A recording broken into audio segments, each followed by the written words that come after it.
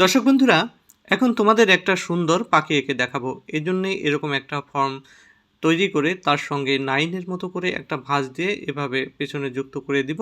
এখানে দিয়ে দিব একটা চোখ। চোখ দিলে হয়ে গেল পাখির মাথা এবং এর সঙ্গে এভাবে 2টা-3টা লাইন দিয়ে আমি পাখির ঠোঁট এঁকে দিব এবং নিচে এঁকে দিব পাখির ল্যাজ। এভাবে চওড়া করে এঁকে এর নিচে আরেকটা দাগ দিয়ে পাখির আরেকটা লেজের পালক এঁকে দিয়ে তার ভেতরে 3টা দাগ দিয়ে দিব এবং উপরের যে ডানা সেই ডানায়ও এরকম দাগ দিয়ে একটা পা এঁকে দিব সামনে। পেছনে আরেকটা পা দিয়ে দিব, তার কিছু অংশ দেখা যাবে। এর সঙ্গে একটা লাইন দিয়ে একটা ডাল এঁকে দিব।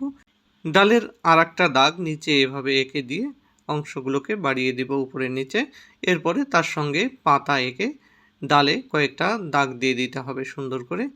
কেমন লাগলো তোমাদের আজকের ভিডিওটি অবশ্যই জানাবে।